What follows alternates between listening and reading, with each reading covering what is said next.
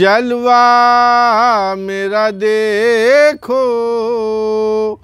जन्नत के घरों पर मेरा कब्जा है अभी से।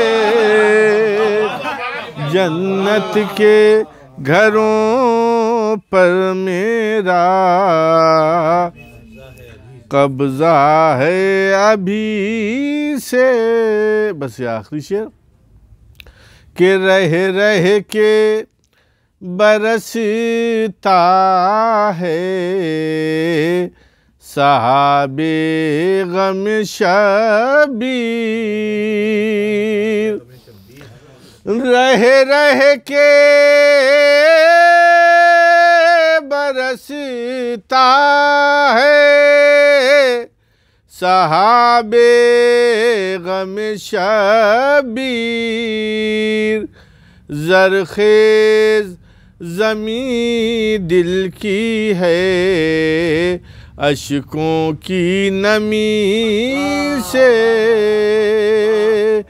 ज़रख़ेज़ ज़मीं दिल की है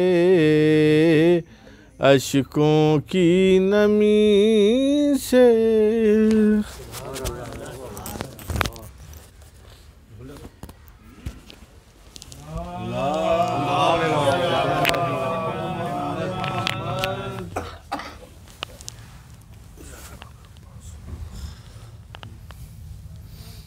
नारे हैदरी, नारे सलवात।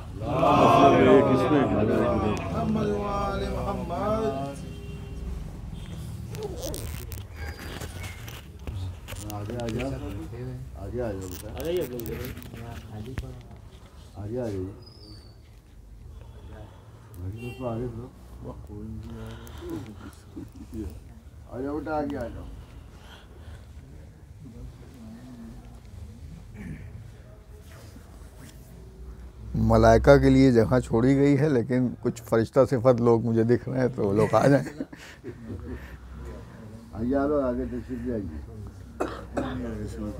हैं? फरिश्ता सिफत नहीं कोई, आइए।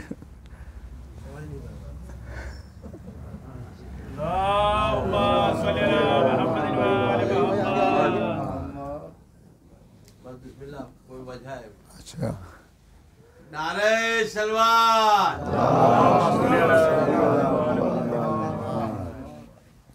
फातिहा।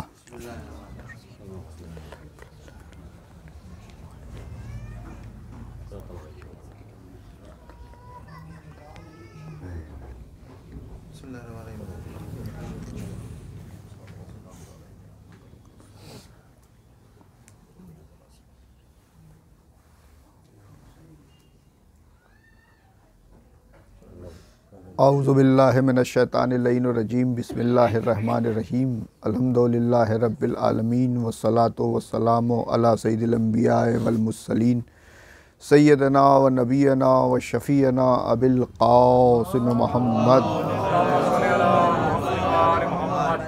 व आलि तय्यबीन अत्ताहिरीन अल मासूमीन। अम्मा बाद फ़क़द क़ाल अल्लाहु तबारक फ़ी किताबिहिल मुबीन व हुवा अज़क़ुस सादिक़ीन व क़ौलुल हक़। बिस्मिल्लाहिर्रहमानिर्रहीम।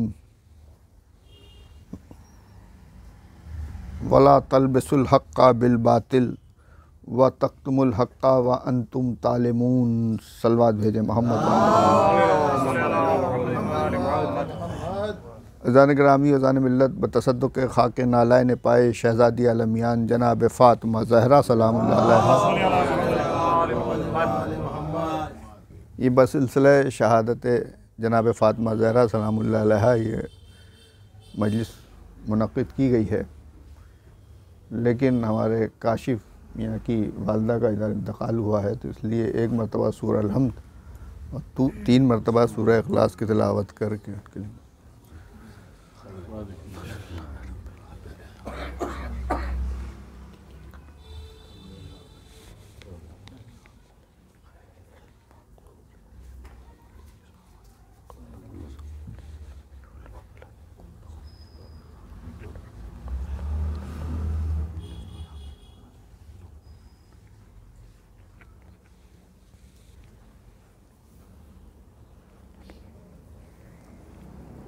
सलवात भेजें मोहम्मद। मैंने आपके सामने जिस आयत को सरनामा सुखन करार दिया है, सूरह बकरा की आयत निशान 42 है, कि जिसके हवाले से अल्लाह आलम का इरशाद हो रहा है, वला तलबिसुल हक्का बिल बातिल, देखो हक़ को बातिल में ना मिलाओ, व तक्तुमुल हक्का व अंतुम तालिमून, और हक़ को न छुपाओ और तुम खूब जानते हो कि हक़ क्या है। सिर्फ दो मुतालबे हैं अल्लाह के, पहला ये है कि हक़ को बातिल में ना मिलाओ, और दूसरा ये है कि हक़ को न छुपाओ। अगर आप गौर करें तो पूरे कुरान में 6666 आयतें हैं। सिर्फ इस आयत पर तमाम मुसलमान मुत्तहिद हो जाएं तो फिर ये नहीं कहा जा सकता है कि मुसलमानों में 73 फ़िरक़े हैं, फिर मुसलमानों में सिर्फ़ और सिर्फ एक ही फ़िरक़ा होगा। लेकिन सिर्फ़ और सिर्फ इस आयत को मान लें। पहला हुक्म अल्लाह दे रहा है कि देखो हक़ को बातिल में ना मिलाओ, तो ये तो सब बेहतर जानते हैं, लेकिन मैं और साफ़ कर दूँ, वाज़ेह कर दूँ कि हक़ क्या है। तो हक़ वो है कि हक़ अल्लाह है, हक़ अल्लाह के 1,24,000 अम्बिया हैं, हक़ 12 इमाम हैं, ये सब हक़ हैं, और जो ये कहें वो हक़ है। बाकी जो हमारी अक्ल कहती है वो हक़ नहीं होगा, जो आपकी अक्ल कहती है वो हक़ नहीं होगा, जो इनकी अक्ल कहती है वो हक़ नहीं होगा। और यही इसी बिना पे इतने फ़िरक़े हैं कि हमको सामने से ये दिख रहा है कि ये हक़ है, इनको दिख रहा है कि ये हक़ है, उनको दिख रहा है कि ये हक़ है। और उसके साथ ही साथ मैं भी ये वाज़ेह कर दूँ कि बातिल क्या है, तो बातिल की अपनी कोई पहचान ही नहीं है, बातिल की कोई शनाख्त ही नहीं है। बातिल बनता है जब हक़ आता है, बातिल की अपनी कोई आइडेंटिटी नहीं है, बातिल का अपना कोई वजूद नहीं है। बातिल हक़ से बनता है, और किस तरीक़े से बनता है उसकी मिसाल भी कुरान मजीद में दी है सूरह अरात में, कि जब तेज़ बारिश होती है और नालियाँ और कुएँ और नाले भरने लगते हैं और भरते भरते सैलाब आता है, तो वो जो सैलाब का पानी होता है उसके ऊपर जो झाग होता है वो बातिल है, जो झाग होता है वो बातिल है, और हक़ पानी है नीचे। तो ये बात शायद बच्चों के समझ में ना आए, तो मैं एक मिसाल दे दूं कि सैलाब तो मैंने ही नहीं देखा है। अब वो सैलाब आते हैं तो टीवी पे तो दिखाई दे जाता है, लेकिन हकीकत में सैलाब नहीं देखा है मैंने भी, कि कहीं गया हूँ वहाँ पे सैलाब आया हो, देखा हो मैंने। तो सैलाब तो नहीं देखा है, लेकिन कोल्ड ड्रिंक तो सब लोग जानते हैं, कोल्ड ड्रिंक जो है वो सब लोग जानते हैं। अगर आप एक बोतल कोल्ड ड्रिंक की लीजिए, उसको हिलाइए कस के, और उसके बाद गिलास में निकालिए, तो कोल्ड ड्रिंक तो इतनी सी आएगी, लेकिन उसमें झाग जो बनेगा वो ऊपर तक भर जाएगी। तो वो जो झाग है वो बातिल है, और कोल्ड ड्रिंक जो है वो हक़ है। तो बातिल का अपना कोई वजूद नहीं होता है, बातिल तो मिट जाने के लिए है ही, बातिल तो मिट जाएगा ही। अब आप और साफ कर दूं बात, और वाज़ेह कर दूं बात, आप ये देखिए कि वो जो झाग बनता है कोल्ड ड्रिंक में, तो अगर आप उसको जल्दी से किसी दूसरी तश्त में निकाल लीजिए, किसी दूसरे प्याले में निकाल लीजिए, तो 5 या 10 मिनट बाद वो सारा का सारा झाग ख़त्म हो जाएगा।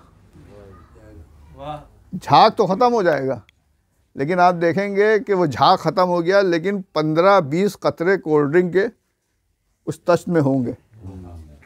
तब आप सवाल किए कि साहब झाग कहाँ गया? झाग तो बातिल था, हवा था, मिट गया, ख़त्म हो गया। कहना अच्छा वो तो ख़त्म हो गया, लेकिन ये कतरे कैसे दिख रहे हैं इसके अंदर? क्या इन्हीं कतरों के बलबूते पे तो वो खड़ा था।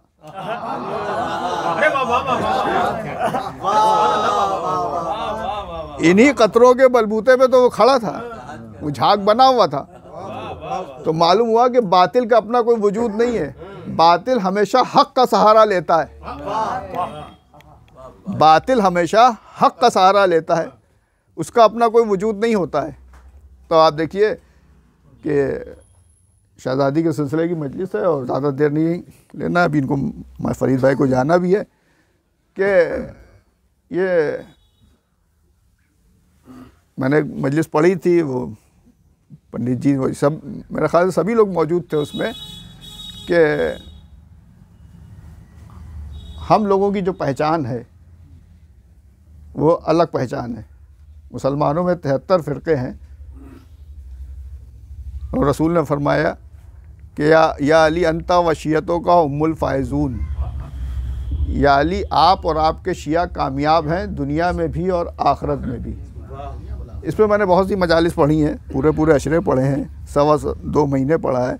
लेकिन एक दूसरी बात आपके सामने पेश कर रहा हूँ इसके हवाले से कि पहचान जो है हम लोगों की 73 फ़िरक़ों में अलग है और उसकी वजह भी है। उसकी वजह यह है कि अहले बैत से मोहब्बत तभी होगी जब उनकी मारिफत होगी। अगर मारिफत नहीं है तो अहले बैत से मोहब्बत का दावा झूठा है, क्योंकि मुसलमानों में कोई ऐसा फ़िरक़ा नहीं है कि जो दावा ना करता हो कि हम अहले बैत को नहीं मानते या उनसे मोहब्बत नहीं करते। और आप ये भी देख लिए इस हदीस को कि 80 के ऊपर मुसलमानों के जो बड़े बड़े उलमा कहलाते हैं उन्होंने ये लिखा है कि ये जो रसूल ने फरमाया कि या अली आप और आपके शिया कामयाब हैं दुनिया में भी और आखिरत में भी, तो हकीकत में हम ही वो हैं। इसको सबने माना, सारे उलमा ने माना और उसके बाद उसके मिज़दाक़ बताते हैं कि वो हम ही हैं।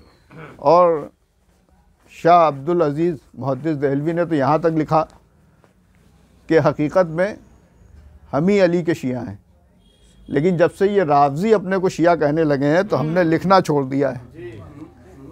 तो इससे ये पता चलता है कि बड़ा मलाल है उनको भी कि उनको भी लोग शिया कहें, लेकिन कोई शिया नहीं कहता। तो हमारी सबसे पहली कामयाबी क्या है?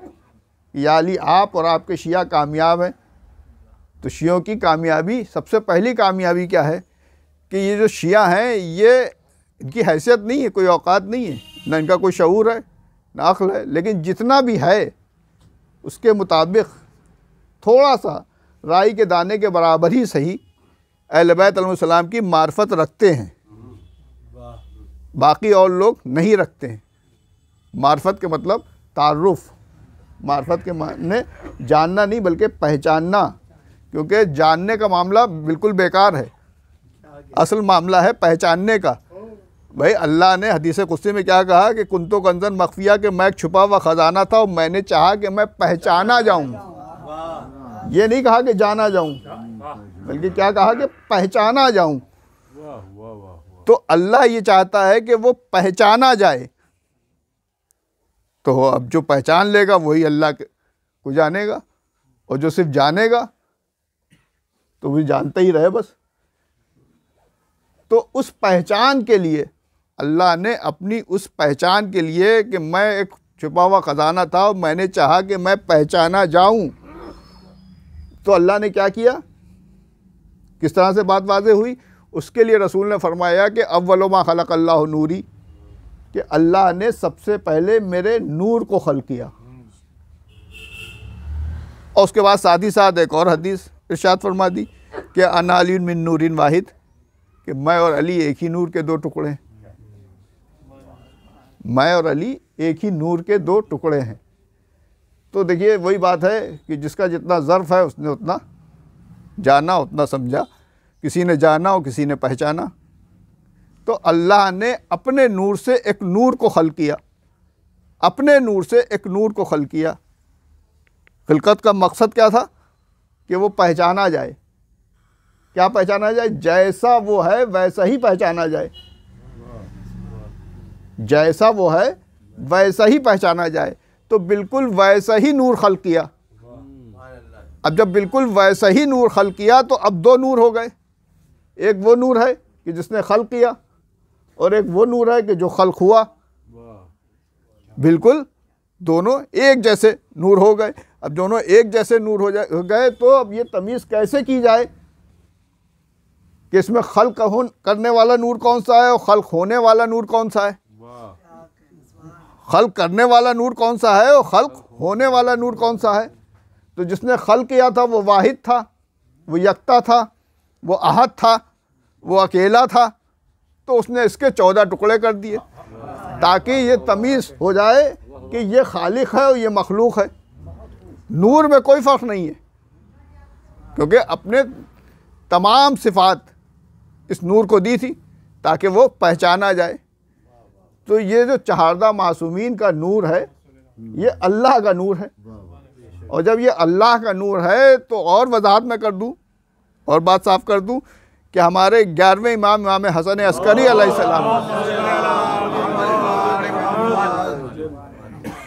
इरशाद फरमाते हैं कि हम तमाम मासूम, तमाम इमाम पूरी कायनात पर हुज्जत हैं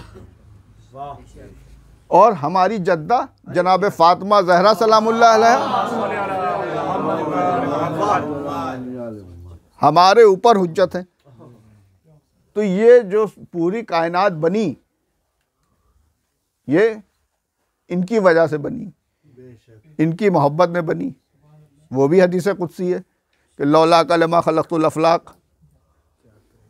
यहाँ तक की हदीस सारे मुसलमानों से आप सुनिएगा कि ये पूरी कायनात रसूल की मोहब्बत में खल्क़ हुई। बस यहीं तक रहते हैं वो, क्योंकि उन्होंने पहचानने की कोशिश की नहीं। वो जानने वाले लोग हैं, उन्होंने पहचानने की कोशिश नहीं की, वो जानने वाले लोग हैं या पहचान गए। ये बात मैंने हर मजलिस में ये बात कही है कि देखिए सोते हुए आदमी को तो जगाया जा सकता है, लेकिन जो बना हुआ लेटा हो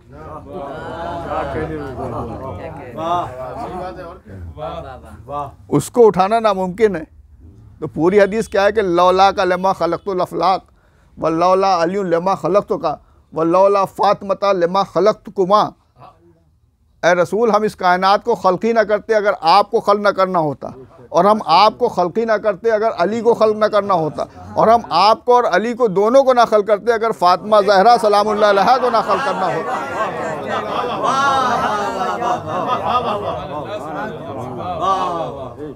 तो ये पूरी कायनात इनके सदक़े में है।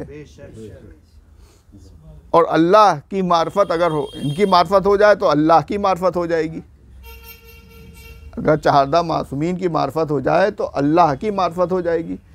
तो मुसलमानों में इतने फ़िरक़े हैं, हम सारे फ़िरक़ों की बात क्यों करें, हम अपने फ़िरक़े की बात कर रहे हैं कि ये जो हमने पहचाना है ये ज़रा सा राई के दाने के बराबर भी जो हमारी मार्फत और हमारी हैसियत क्या है कि हम इनका तारुफ जाने। अगर जान जाए तो फिर हमें उनमें फ़र्क ही क्या रहेगा। भाई अल्लाह को अगर पूरा कोई जान जाए तो फिर बचेगा क्या। तो हमारी क्या हैसियत है, हमारी क्या औकात है। लेकिन जितना भी पहचाना है, जितना भी हम पहचानते हैं, तो आप देखिए मुसलमानों में इतने फ़िरक़े हैं, लेकिन सिर्फ हमारा एक ऐसा फ़िरक़ा है कि अगर किधर से भी निकल जाते हैं, किसी भी गली से, किसी भी कूचे से, किसी भी सड़क से, तो लोग कहते हैं ये शिया जा रहा है। मुसलमानों में बहुत से फ़िरक़े हैं, सड़कों पे आप देखेंगे लोग चलते फिरते हैं, लेकिन हमारी एक अलग पहचान है। तो पहचान क्यों है? क्योंकि हमने अहले बैत अलैहिस्सलाम को पहचान लिया, इसलिए ये हमारी पहचान हो गई। एक सलवात भेजे मोहम्मद वाले मोहम्मद। नारे हैदरी, हैदरी, नारे सलवात।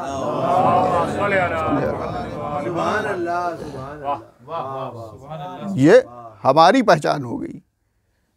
तो फिर मैं उसी बात पे आ रहा हूँ पलट के कि हक़ व बातिल। तो आपने देखा है कि किस तरीक़े से बातिल हक़ में आता है, और ये हमेशा रहा है, ऐसा नहीं है। रसूल के दौर से देख लीजिए कि रसूल आए, हक़ आया, और जब हक़ आया तो बातिल जो है वो चारों तरफ से छा गया। और बातिल हमेशा हक़ को ढक लेता है, बातिल हमेशा हक़ को ढक लेता है। भाई हम अभी मिसाल दी ना, सैलाब की मिसाल भी दी है कि हक़ नीचे होता है और झाग ऊपर होता है। कोल्ड ड्रिंक नीचे होती है और झाग ऊपर होता है, तो वो वक्ती ढक लेता है। तो वही हुआ कि रसूल आए और बातिल चारों तरफ से आके हक को घेर लिया।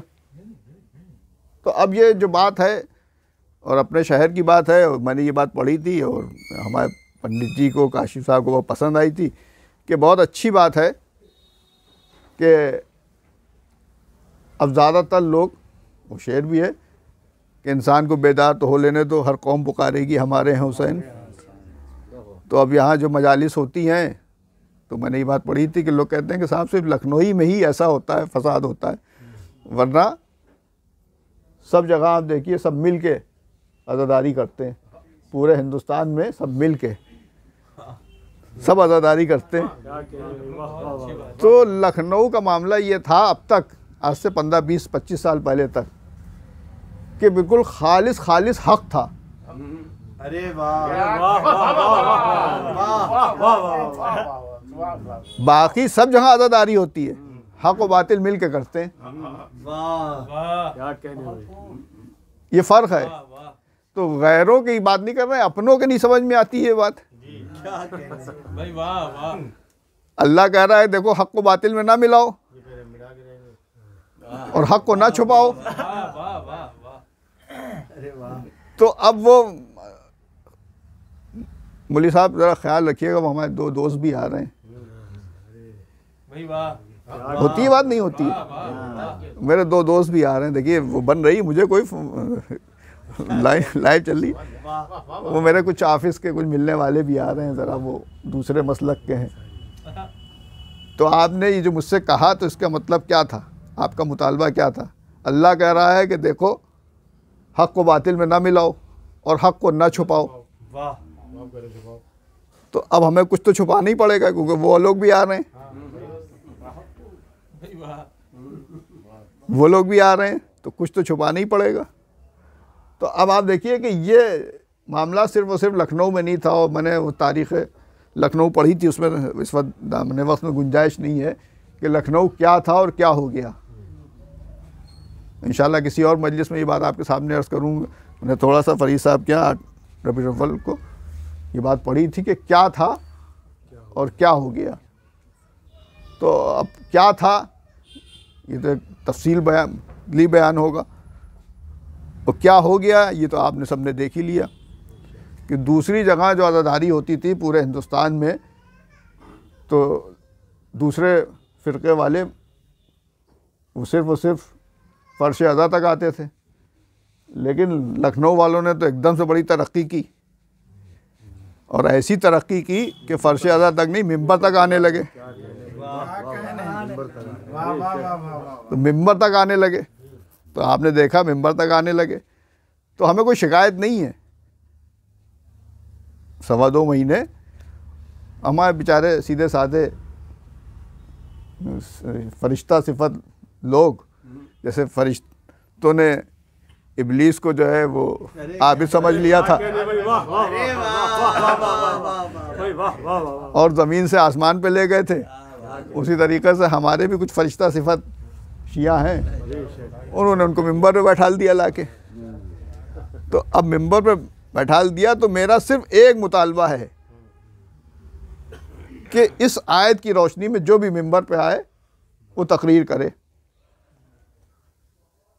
हक़ व बातिल के ऊपर।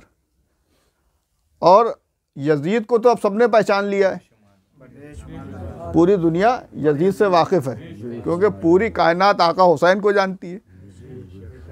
तो यजीद को तो सबने पहचान लिया है। तो यजीद एक नाम नहीं है, यजीद एक कैरेक्टर है, एक किरदार है। और ऐसा नहीं है, यजीद से पहले भी यजीद थे और यजीद के बाद भी यजीद हैं। हुसैन से पहले कोई हुसैन नहीं था।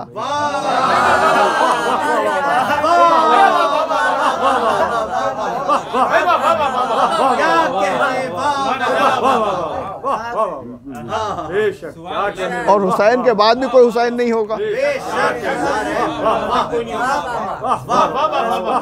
क्या कहने, लेकिन ये यजीदियत यजीद से पहले भी थी। तो अब अगर तुम यहाँ तक हक पर आ गए हो और तुमने यजीद को पहचान लिया है, तो सिर्फ एक यजीद से काम नहीं चलेगा।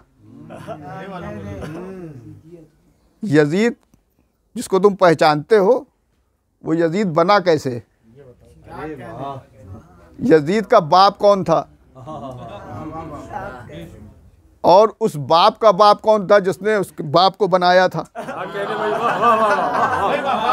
अरे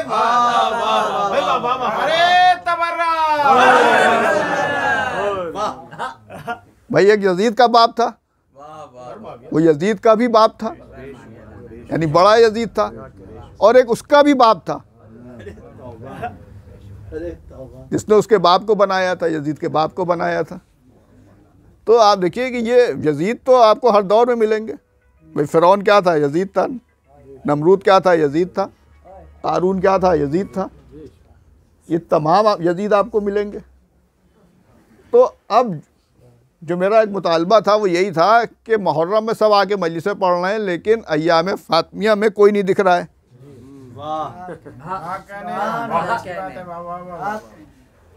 तो हम भी सुनना चाहते हैं उनके मुंह से कि फिदक का मसला क्या है।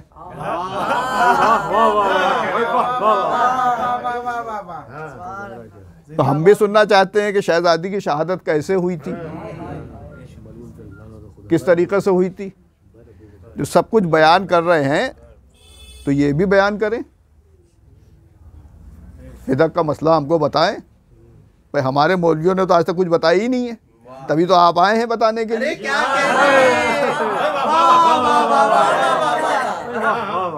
अरे वाह वाह वाह वाह।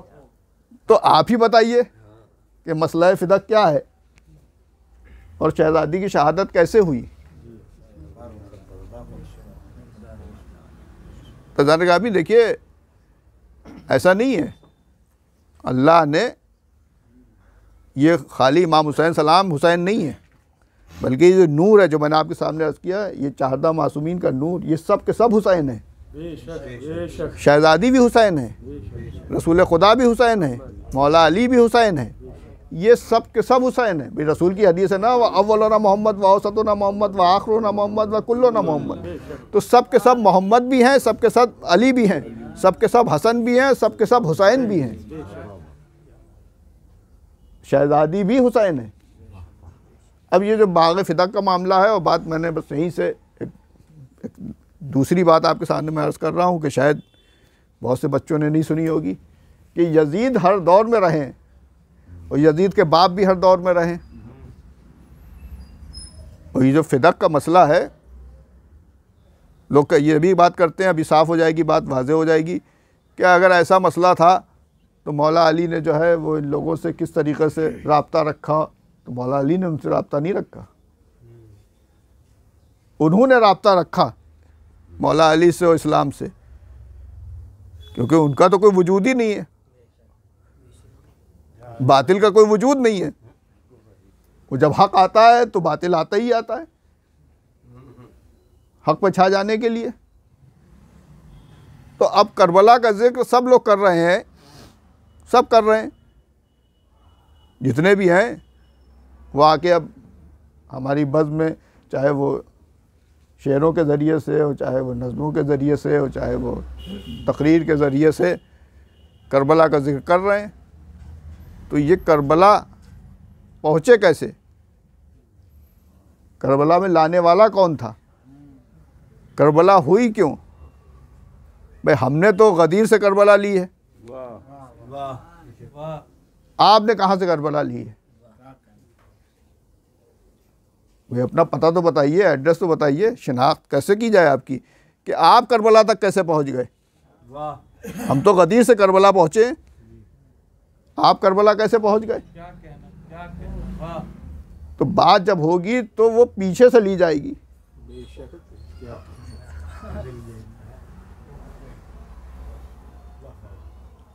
जनाबे इदरीस का नाम इसलिए पड़ा कि बहुत दर्स देते थे, और पहले वो नबी थे ये कि इनके ऊपर 30 सहीफ़े उतरे, और ये पहले नबी थे कि जिन्होंने लकड़ी से कलम बनाया, और इतना खूबसूरत दर्स देते थे कि पहले ही हफ्ते में 7 लोगों को मुसलमान कर लिया, और उसके बाद दूसरे हफ्ते 7 से 70 हो गए, फिर 70 से 700 हो गए। बहुत तेज़ी से अल्लाह का दीन आगे बढ़ने लगा।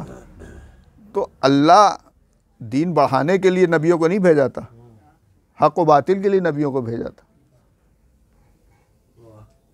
हक़ व बातिल के लिए भेजा था, दीन बढ़ाने के लिए नहीं। क्यों? क्योंकि जनाब इदरीस के दौर में जो बादशाह था वो भी एक यजीदी था, बड़ा जालिम और जाबिर। वो भी हयातुल कुलूब में पूरा वाक़या है, आप चाहें तो देख सकते हैं कि वो भी एक यजीद था। वो शिकार के लिए निकला, सैर के लिए निकला, उसने रास्ते में एक बाघ देखा, बस बाघ को देख के वो ललचा गया। उसने दरियाफ़्त किया कि ये बाघ किसका है, कि ये बाघ उसका है कि जिसने इदरीस के खुदा को खुदा मान लिया है, यानी एक मोमिन का बाघ था। इदरीस के खुदा को खुदा मान लिया है, वो मुसलमान हो गया है। तो उसको ये बाघ इतना अच्छा लगा कि उसने फ़ौरन दरबार में उस मोमिन को बुलाया, और बुला के, देखिए यजीद था लेकिन इतना बड़ा यजीद नहीं था। अब आप इससे फ़र्क समझ लीजिए कि यजीद तो था लेकिन इतना बड़ा यजीद नहीं था। उसने कहा कि भाई ये बाघ मुझे बहुत पसंद आया है, वही तुम मेरे हाथ फ़रोख्त कर दो। तो उसने कहा, उस मोमिन ने, कि ये पुश्तैनी जायदाद है और हमारे वालिदैन इससे बड़ी मोहब्बत रखते थे और हम भी इससे बड़ी मोहब्बत रखते हैं। हम दिन रात इसमें खून पसीना बहाते हैं, हमारे बच्चे भी इससे बड़ी मोहब्बत रखते हैं। हम इस बाग को बेचेंगे नहीं, जो कीमत चाहो ले लो। तो उसने कहा, नहीं, हमें किसी भी कीमत पर ये मंजूर नहीं है कि हम इस बाग को तुम्हें दे दें। और ये कह के दरबार से आ गया। अब ये बादशाह ये आग बबूला बैठा था, तो इसकी कई बीवियां थीं, जिसमें एक बीवी बड़ी जालिमा थी और ये सारे काम उसी के मशवरे से करता था। वो अज़ारका कबीले की औरत थी और बड़ी जालिमा थी। वो आई, उसने देखा कि बादशाह गुस्से में भरा बैठा हुआ है। उसने पूछा, क्या बात है?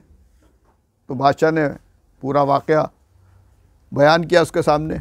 तो उसने कहा कि आप बादशाह हो के एक मामूली से आदमी के लिए इतना टेंशन लिए हुए, अरे उसको बुलाइए और कत्ल कीजिए,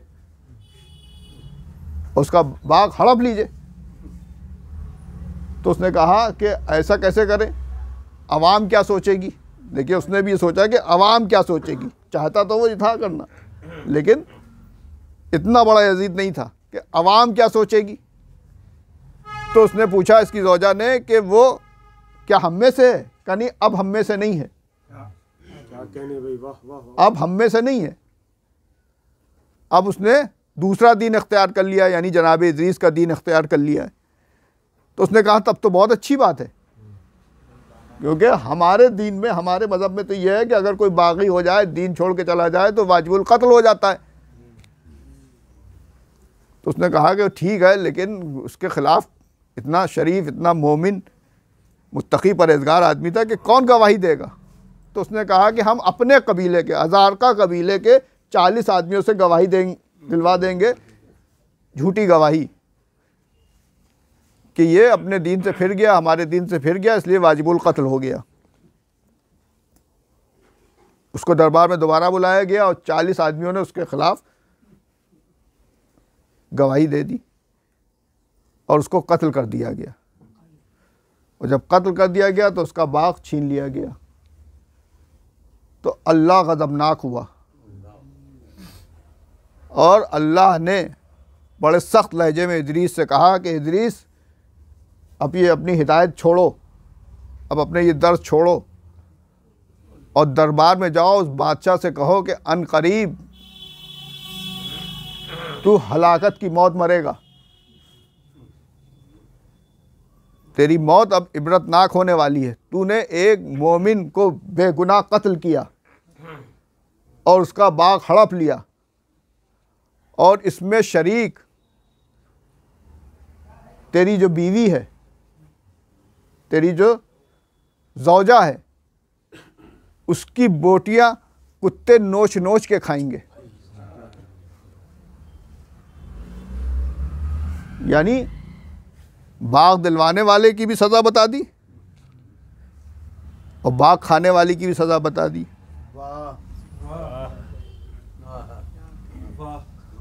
बाग छीनने वाला कौन था, बाग खाने वाला कौन था? बाग खाया उसने तीसरे दौर में खाया गया है, बिस्मार किया गया है। इसीलिए ये तीनों के तीनों लानत के लायक हैं। अल्लाह ने क्या कहा कि अपने दर्स को छोड़ो और जाओ उसको बता दो, उसको खबर कर दो। जनाब इदरीस आए दरबार में और कहा कि तूने एक बेगुनाह को कत्ल किया एक बाग के लिए और उसका बाग हड़प लिया, अनकरीब तेरी मौत होगी इबरतनाक, और तेरी ये जो बीवी है इसकी बोटियों को कुत्ते नोचेंगे।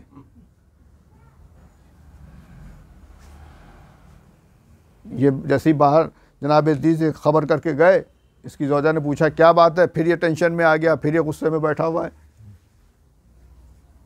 तो इसकी बीवी कहती है तो इसमें कौन सी ख़ास बात है, जैसे उसको कत्ल कराया वैसे इदरीस को भी कत्ल करा दो। जनाब इदरीस का चाहने वाला उस दरबार में था, उसने जाके जल्दी से ख़बर की इदरीस को। वो दूसरा तुलानी वाक़या है। फिर जनाब इदरीस वहाँ से निकल गए और उसके बाद क्या हुआ कि एक उससे बड़ा जालिम और जाबिर बादशाह इसके ऊपर चढ़ाई करता है और इसकी इबरतनाक मौत होती है। और जब ये मारा जाता है, ये जहन्नम वासिल होता है, तो वो जालिम और जाबिर बादशाह इसकी ज़ौजा को सामने बुलाता है और कहता है कि ये वही औरत है ना कि जिसके मशवरे से सारे काम ये करता था। कहा ये वही औरत है। तो वो जंगली कुत्ते पाले हुए था, वो जंगली कुत्ते उसकी ज़ौजा पे छोड़ देता है और वो जंगली कुत्ते उसकी बोटियां काट काट के उसको जहन्नम हासिल करती। तो ज़ाने-गामी ऐसा नहीं है। लोग कहते हैं ना, वो तो ये तो कुछ चाहते ही नहीं जो अल्लाह चाहता है, वो अल्लाह कुछ चाहते ही नहीं जो ये चाहते हैं। लोग कहते हैं ये सब हुआ तो मौला अली कैसे देखते रहे। ज़ाने-गामी आप ये सोचिए कि अल्लाह कितना गज़बनाक हुआ कि एक मोमिन का जो बाग खा जाए उसकी ऐसी इबरतनाक मौत होती है, तो जो अमीरुल मोमिनीन की ज़ौजा का बाग खा ले।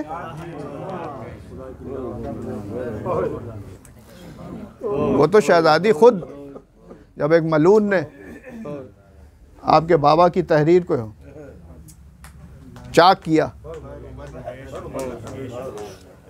तो शहजादी रोती हुई निकली और सिर्फ और सिर्फ इतना कहा कि मेरे ऊपर जो जुल्म हुए हैं उसका एक एक बदला मेरा मेहंदी लेगा।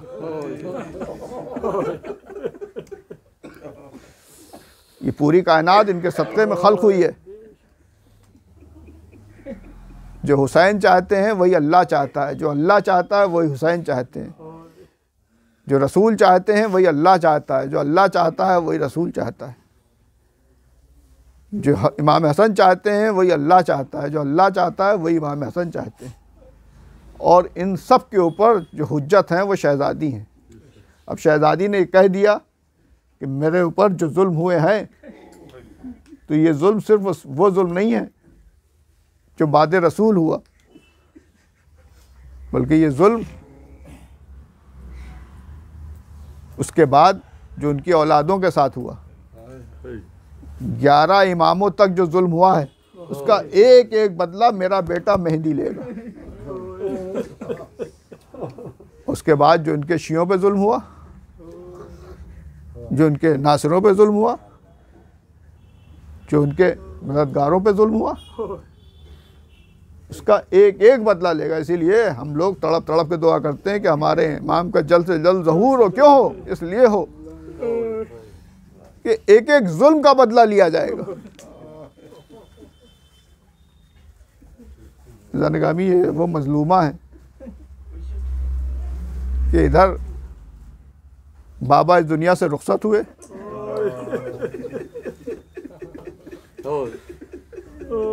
तो किस चीज़ पे पाबंदी लगाई जा रही है? रोने पे पाबंदी लगाई जा रही है। रोने पे पाबंदी लगाई जा रही है कि शहजादी, इसलिए मैं कहता हूँ करबला नहीं, करबला से पहले आइए। आप सुन लेते हैं, लोग आके पढ़ भी रहे हैं कि छोटे छोटे बच्चे जब रोते थे तो तमाचे लगाए जाते थे। अरे इब्तिदा कहाँ से हुई है?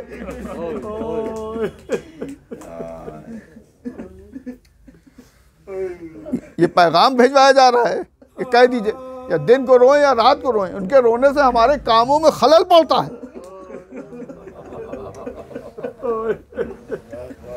और फिर उसके बाद जुल्म।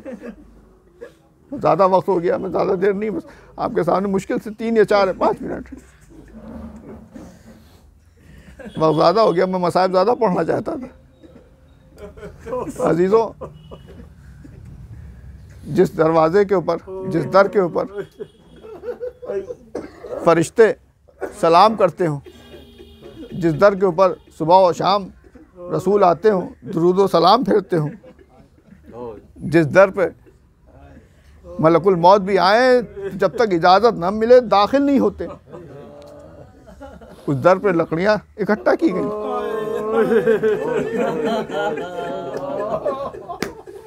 ये बलवाई, ये आतंकवादी,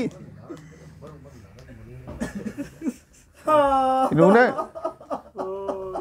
दरवाजे में आग लगाई। अजीज़ों, आप मुसलसल 3-4 दिन से मसाइब सुन रहे हैं। एक नफसियाती बात मैं आपके सामने अर्ज कर दूं कि आप देखिए कि अगर कोई दंगा होता है या किसी के घर पे कोई हमला कर देता है, एकदम से किसी के घर पे 100, 200, 400 आदमी चढ़ाई कर दे, हमला कर दे, तो सबसे ज़्यादा जो बुरी कैफियत होती है वो छोटे छोटे बच्चों की होती है। बच्चों को अपने माँ बाप से कैसी मोहब्बत होती है, ख़ास तौर से माँ। छोटा बच्चा बर्दाश्त नहीं कर सकता अगर उसकी माँ के ऊपर कोई हमला करे। ये करबला का मजलूम सिर्फ करबला में मजलूम नहीं था। कभी इसका भी एहसास कीजिए कि ये 7 साल के, 8 साल के, 5 साल के, 4 साल के छोटे छोटे बच्चे, इन्होंने क्या मंजर देखा, इन्होंने कैसा मंजर देखा कि दरवाजे में आग लगी हुई है, माँ पुष्ट है, दरवाजे पर लात मारी जा रही है, माँ अपने को संभाल ना पाई, दरवाजा शहजादी पे गिरा। उसके बाद 40 मलून दर्राना उस दरवाजे में पैर रखते हुए अंदर दाखिल हो गए। अरे जो शेर खुदा है, इन छोटे छोटे बच्चों के सामने उनके गले में रस्सी डाली जा रही है, हाथ बांधे जा रहे हैं। ये कौन देख रहा है? ये आका हसन देख रहे हैं, ये आका हुसैन देख रहे हैं। सलाम हो उन आंखों पर कि जिनके ऊपर कितने जुल्म हुए, कितने जुल्म हुए।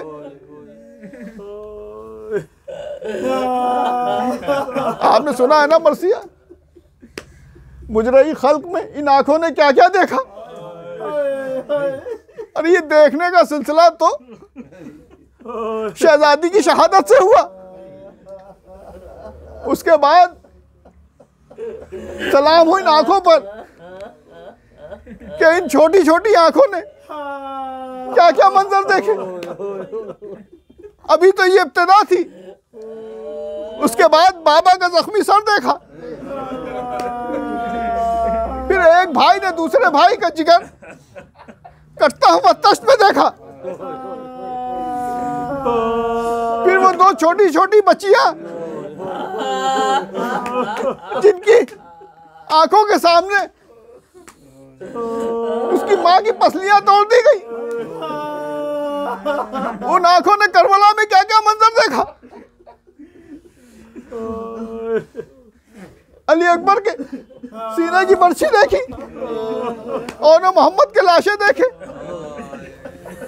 अरे यहाँ आका हसन ने, आका हुसैन ने, शहजादी ज़ैनब ने, शहजादी उम्मे कुलसूम ने अपने भाई मोहसिन की शहादत देखी तो करबला में 6 महीने के बच्चे का नहर होते हुए देखा।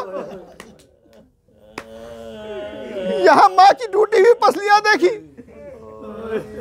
तो करबला से लेके कूफा और कूफे से लेके शाम तक ताजियानों पे ताजियाने खाती गई। ऐसा नहीं कि ये मंजर आका हुसैन ने नहीं देखा, नहीं आका हुसैन ने भी देखा।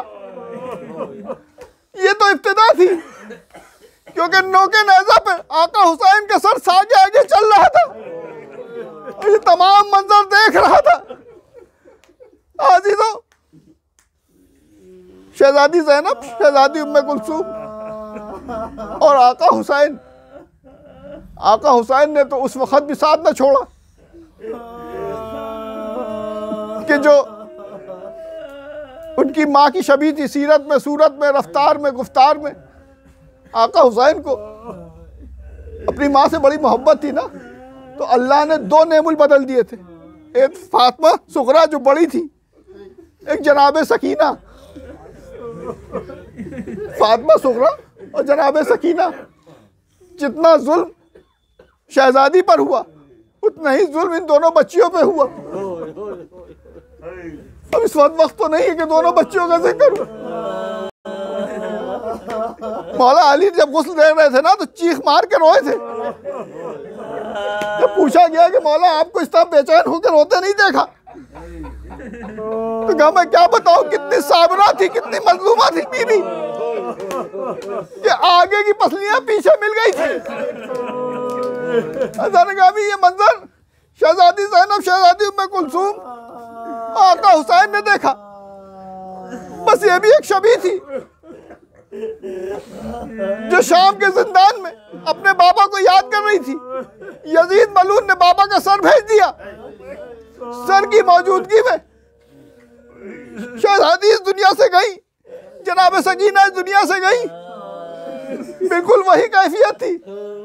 चाहा गया कि सकीना को गुस्ल दिया जाए।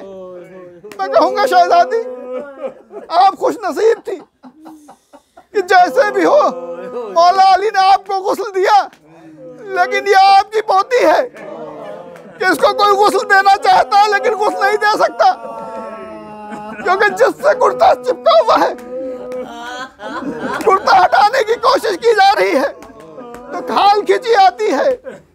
ये 4 साल की बच्ची जिस तरीके से शहजादी जख्मी थी, बाजू जख्मी था, पसलियां टूटी थी, उसी तरीके से ये 4 साल की बच्ची सर जख्मी था, जिस्म जख्मी था, हाथ पैर जख्मी थे। अला लानतुल्लाह अला कौमिल ज़ालिमीन से अमुल्लज़ीना लम तुक़ल्लिबून इन्ना लिल्लाहि व इन्ना इलैहि राजिऊन।